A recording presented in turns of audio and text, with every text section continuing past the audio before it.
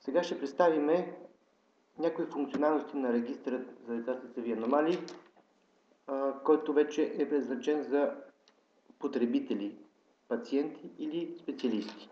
Когато влезем в dfa.org и сме на началната страница, трябва да си напишем вече съществуващото ни име и парола. Когато това е вече факт, влизаме в раздела, който е конфиденциален. Със сигурност този раздел ще бъде с замъглени имена и с картинки, които не показват за кой става въпрос. Но тъй като това е начин да разберете каква функционалност може да се използва чрез този регистър, тая част е необходима. Това е моят профил, който не е никаква тайна.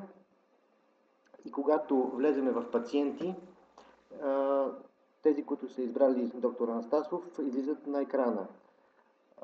По принцип, когато пишем името, то за сега може да се пише само на кирилица, но излизат и преводи. Например, може да видим пациенти, които имат различни вече данни.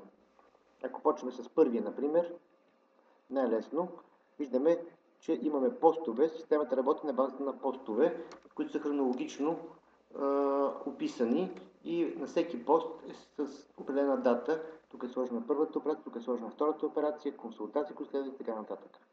Всички тези, цялата тази информация може да бъде видяна и в снимков вид в галерията, която дава всички снимки, които са карани до момента.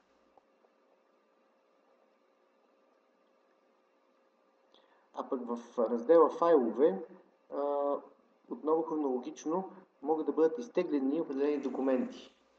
Тук, например, имаме и говор, който е в видеофайл. Може да го погледнем на бърза ръка. Кажи ми как се казваш.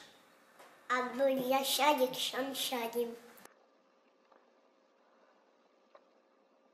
Освен това, имаме пациенти, които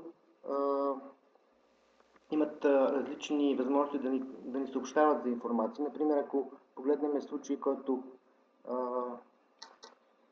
има друга аномалия, например това дете, можем да видим как и то семейството е писало. Тук имаме аномалии, които са синдром на Бехтер-Видемант, имаме една хипоплазия на двустранна двойна челюст, която е вероятно синдром на Неджер. При това дете правим дистракция на челюстите. Сега ще видим това в галерия. Виждаме всъщност как пациента също може да ни праща снимки по време на това лечение. Тук виждаме, пациентът е писал и ни е пратил вероятно коментари. Тук има прикачени файлове, които са най-вероятно снимки. Да. И по този начин всъщност пациента наистина може да ни информира разстояние. Ние трябва да получим сигнал, че някой е писал, за да може да знаем, че даден пациент е писал нещо в регистъра. Тук има едно друго дете, което иска да покажа.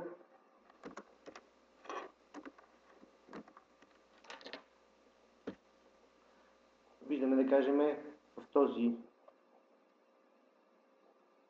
Тук, да кажем, вижте, снимката не е сложена, тъй като семейството не е решило да сложи снимка. Обаче в нашия профил ние винаги слагаме две снимки. Едната е отгоре, другата отдолу. Първата е първоначалната ситуация, преди детето да бъде оперирано. Втората снимка е тази, която е в последната от консултациите. Различни хора са слагали постове. Тук имаме и, кажем, ортодонт е прикачил файлове, прави някакъв коментар. В някои от тези случаи имаме и коментари, освен на тук имаме на логопеда коментар или запис. Всъщност на всяка възраст, която е необходимо да имаме коментари, ние се опитваме нашите пациенти да бъдат извикани чрез имейл и евентуално след това обаждане по телефона и те да бъдат снимани, документирани и да се предприеме лечение, ако то е необходимо в определени възрасти, както е препоръчал и Евроклефт. Всъщност, когато гледаме панелите на всеки специалист, виждаме, че много от тези изисквания са вече описани и много пъти ще имаме в новини или в библиография възможност да разберем какво се иска от документацията. Когато погледнем специалностите, там се вижда за всяка специалност, хирургична, логопедична и друга, се вижда какви трябва да бъдат. Всъщност, кажем, логопедите използват скалата на Евроклев, която е основна, за да може да се оцени говора, и се описана и терапията по-нататък, като това са техните постове. Всъщност, спрямо нуждите имаме различни панели на статуси и на терапия. Така по този начин може да правим и статистика за това, което извършваме в дадената и какви резултати имаме. Мисля, че това дава някаква ясна представа за тези възможности, които ще бъдат естествено и допълвани в бъдеще. Исках да кажа също така, че когато правим статистика, тук при пациентите ще имаме възможност да ги избираме по азбучен ред, по възраст, по ред на добавяне, но ще можем да ги избираме и по диагноза, по дадена възраст.